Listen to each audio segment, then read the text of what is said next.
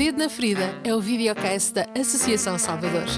Um espaço para conversas transformadoras e questões fundamentais para construir uma sociedade mais inclusiva. Bem-vindos a mais um episódio do Dedo na Ferida, um podcast onde colocamos em cima da mesa temas importantes para a inclusão e para a defesa dos direitos das pessoas com deficiência. Hoje tenho o privilégio de ter aqui comigo Alberto Fernandes, que eu admiro imenso, coautor, formador e marketeer numa empresa de produtos de apoio e, acima de tudo, uma inspiração no que diz respeito à defesa dos direitos da pessoa com deficiência. Muito obrigada por estares connosco, Alberto. Obrigado, Catarina. Obrigada por teres aceito o convite. E antes de partirmos aqui para o tema que te traz aqui, vamos falar muito de produtos de apoio, mas para quem não te conhece, gostávamos que nos desses assim um contexto do que foi o teu percurso até aqui, quer de trabalho, quer mais a nível pessoal, o que nos quiseres contar para as pessoas que nos estão a ouvir te conhecerem um bocadinho melhor. Muito bem, eu tenho 51 anos, tenho uma incapacidade há cerca de 27 anos atrás, resultado de um tumor intramedular. Ao longo desse percurso sempre estive profissionalmente ativo. Comecei a minha carreira profissional no jornal O Comércio do Porto, na redação do jornal, que já não existe, e depois trabalhei cerca de 20 anos numa empresa inglesa, numa multinacional, em que era responsável pela parte administrativa. Foi durante a minha passagem por essa empresa que obtive a doença e da qual obtive depois e adquiri a paraplegia.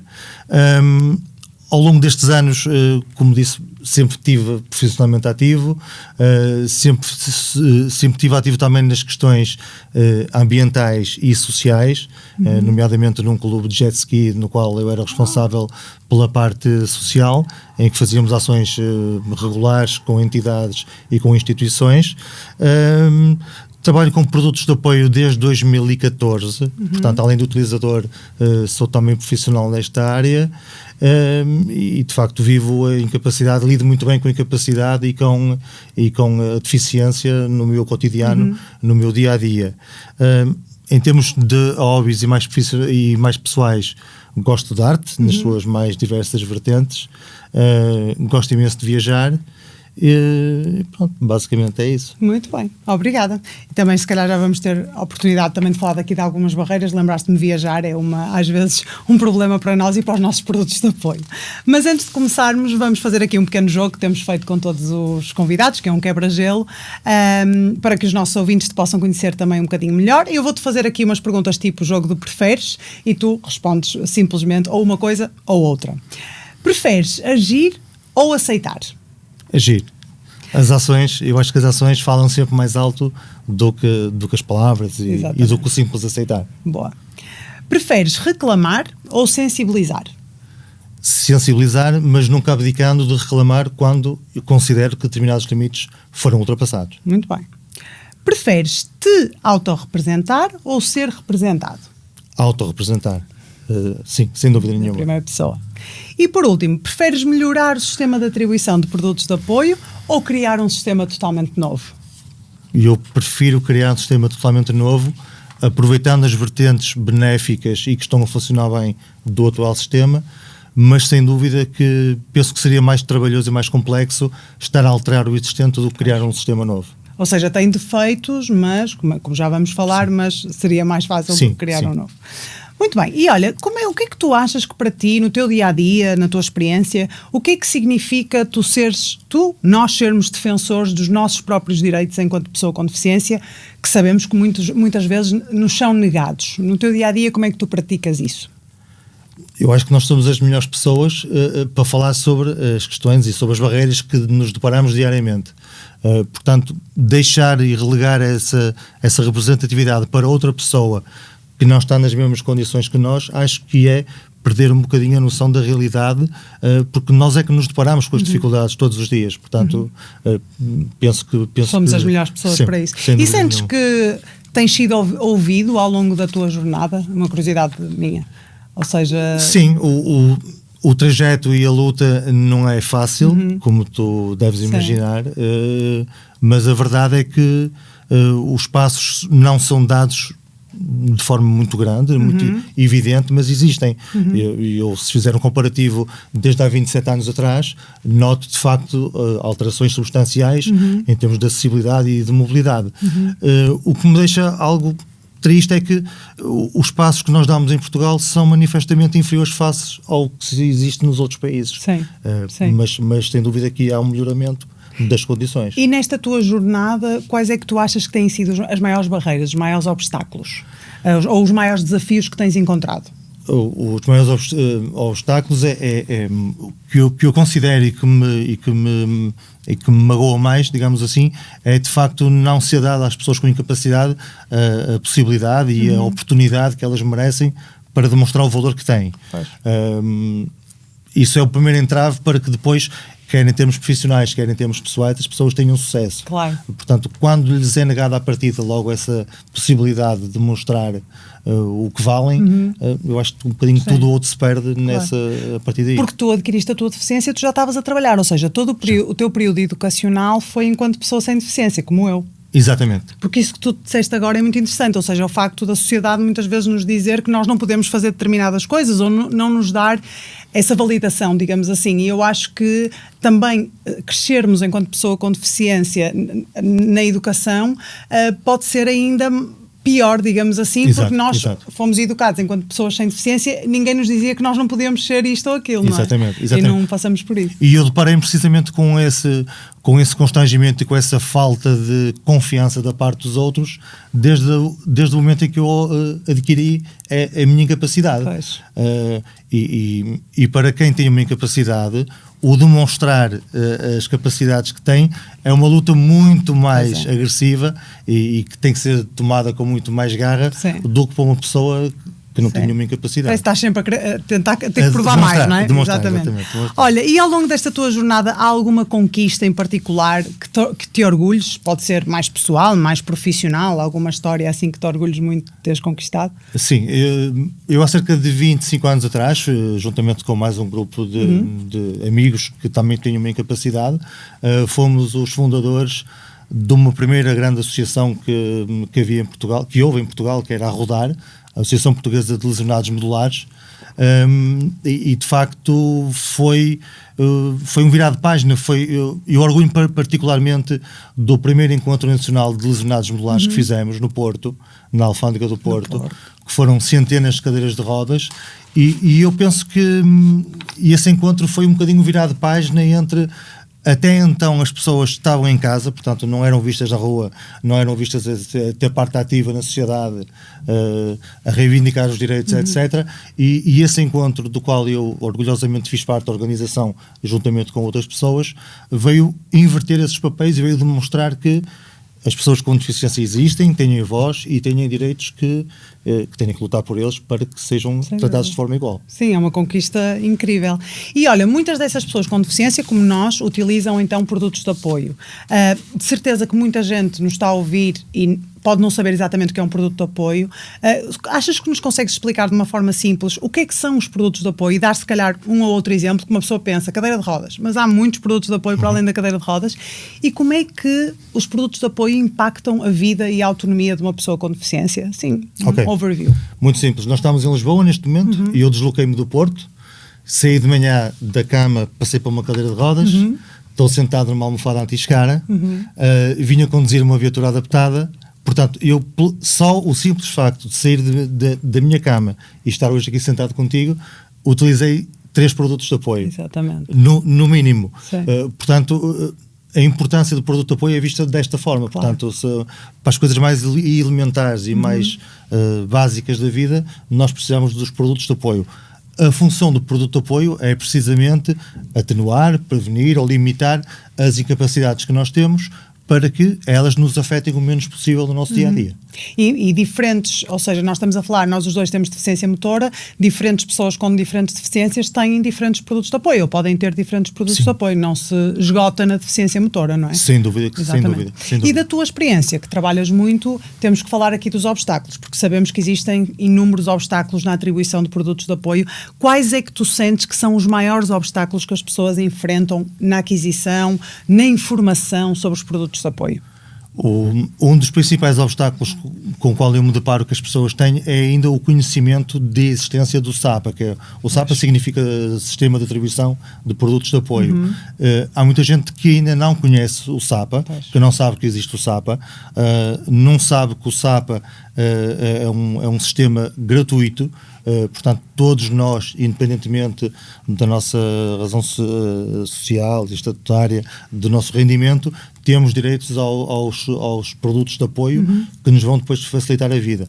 E eu acho que o desconhecimento é o principal problema, seguidamente da burocracia que está inerente a todos estes processos, porque os produtos de apoio são financiados por 4 organismos, e há um grande desconhecimento e falta de articulação entre eles.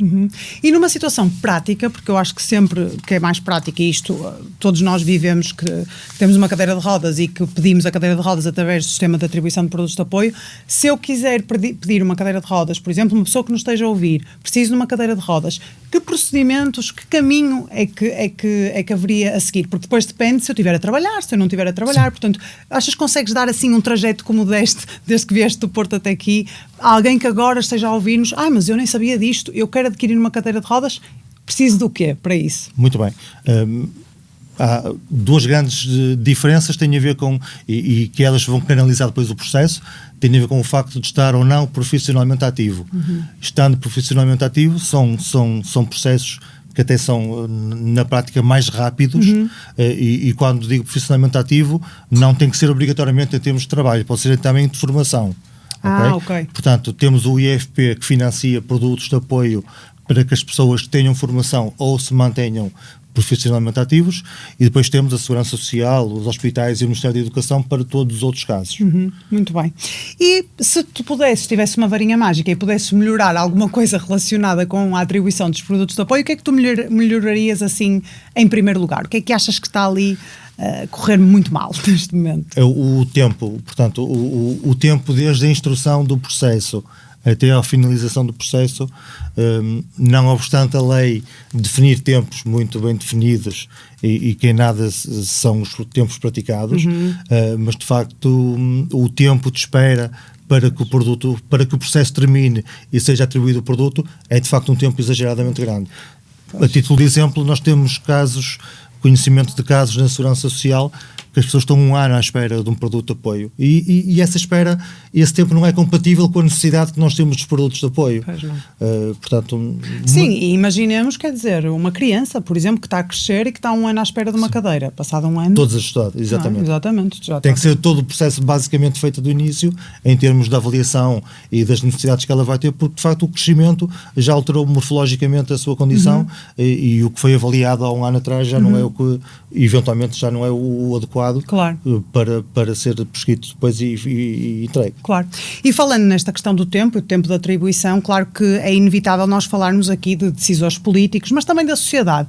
Qual é que tu achas, ou que estratégias é que, da tua longa experiência, é que tu achas mais eficazes para que nós consigamos sensibilizar a nossa sociedade, mas também os nossos decisores políticos a atuar numa forma de proteger mais as nossas necessidades enquanto pessoas com deficiência? O que é que tu achas que nós, enquanto sociedade e enquanto decisores políticos, podemos fazer? Nós temos um papel muito importante, porque nós temos, em Portugal, como em todos os países, temos um leque muito abrangente de pessoas com incapacidade que se destacam nas mais variadas áreas da vida, ou da educação, ou do trabalho.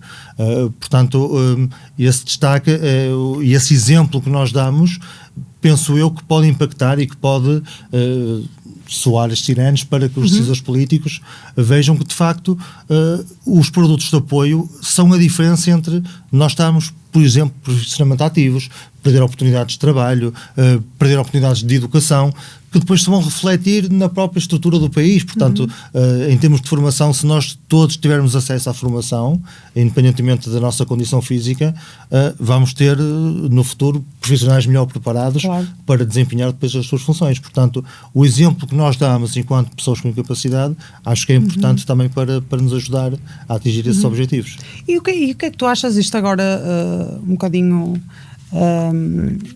quer dizer, está relacionado, mas o que é que tu achas que Ou seja, porque sinto que também acho que falta aqui alguma decisão política também para que as coisas sejam mais aplicáveis, não é? O que é que tu achas que falta para que estes decisores que vão fazer as leis e tudo mais sejam um bocadinho mais estritos ou pensem um bocadinho mais em nós? Achas que isto ainda não é uma prioridade, o tema da deficiência? Ou tua opinião pessoal, não é? É um bocado difícil responder. Eu deparo-me muitas vezes com opostos completamente radicais, portanto temos aquelas pessoas no qual o tema da incapacidade e da mobilidade e da acessibilidade, porque depois são temas todos inerentes à incapacidade, em que de facto ou porque provavelmente na família tiveram alguém com uma incapacidade em que os levou a ver a situação de forma diferente, mas a verdade é que tão depressa pensamos que estamos a incutir esta temática e que as pessoas a valorizem, como de repente na prática não vemos nada acontecer, portanto é um bocadinho ingrato esta situação. Sim. E tu sentes que, porque tu tens um papel individual, como temos nós, mas também tens um papel, como já falaste, também coletivo e trabalhas com a Associação Salvador, és porta-voz do projeto Advocacy de produtos de apoio. Sentes que é muito importante este tipo de projetos para ajudar outras pessoas com deficiência a adquirir, neste caso, produtos de apoio? O que é que tens sentido neste teu trabalho como porta-voz deste projeto de Advocacy? Portanto, o objetivo do Advocacy e do grupo, eu também faço parte do grupo de trabalho sobre os produtos de apoio, dinamizado pela Associação Salvador, que faz parte de um leque variado de pessoas das mais diversas áreas, é precisamente fazer recomendações, portanto, analisar o que é que está a ser feito no contexto dos produtos de apoio e fazer recomendações às entidades competentes para que se altere, para que se melhore esse sistema. E daí eu achar o papel da Advocacy extremamente importante, porque no limite são eles que fazem as leis e, portanto, e se não forem os primeiros a estar sensibilizados para esta temática, tudo o resto está condenado ao fracasso, não é? Claro, sim, sim. Muito bem. E olha, uma pergunta mais pessoal aqui já para nos encaminharmos para o fim. Ao longo desta tua caminhada profissionalmente e individualmente, pessoalmente, sentiste assim alguma história que te tenha marcado? Sentiste que mudaste efetivamente, fizeste uma diferença real na vida de alguém? Alguma coisa que te tenha ficado na memória ao longo destes anos de trabalho? Ou sem ser no trabalho? Quem trabalha na área dos produtos de apoio vive quase diariamente estas pequenas conquistas, portanto, pequenas para nós enquanto profissionais, mas que de facto impactam a vida das pessoas.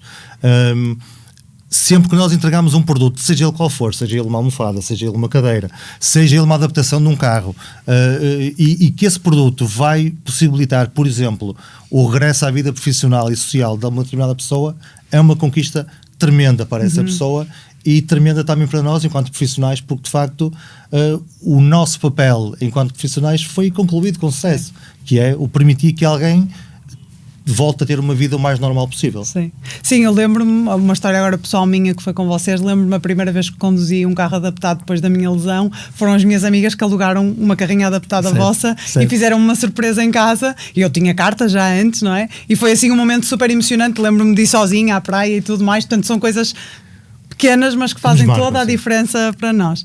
Olha, e para terminar, antes da nossa pergunta final, gostavas de deixar alguma mensagem a quem nos esteja a ouvir e que esteja em casa e ainda sinta muita dificuldade nesta questão de reivindicar os seus próprios direitos ou até de procurar informação e de obter informação sobre os produtos de apoio, como adquiri-los?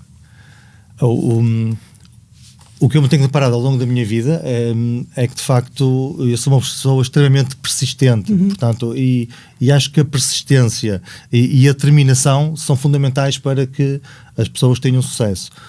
Depois, claro que há uma panóplia de associações que nos podem ajudar,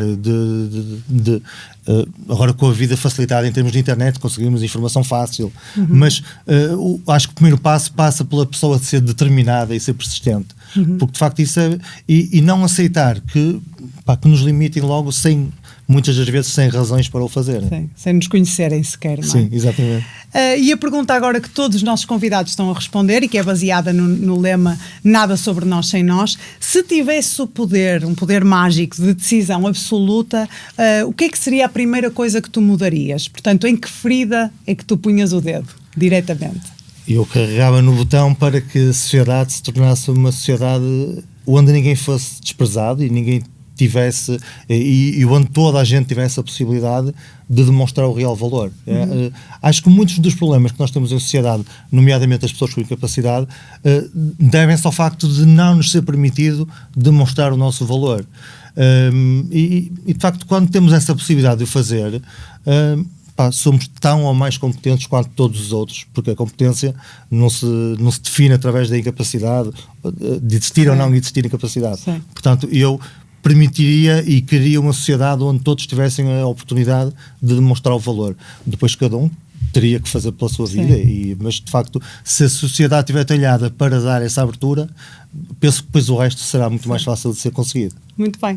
Olha, obrigada, Alberto, és uma inspiração para mim, não no sentido de és uma inspiração porque tens uma deficiência, mas de facto o teu trabalho, e já me ajudaste muito e sabes, em muitos momentos da minha vida, e portanto muito obrigada por estares aqui, por partilhares a tua experiência, e vemo-nos por aí. Obrigado, Catarina. Obrigada. E obrigada a vocês que nos estão a acompanhar aí desse lado. Este foi mais um episódio do Dedo na Ferida. Até lá.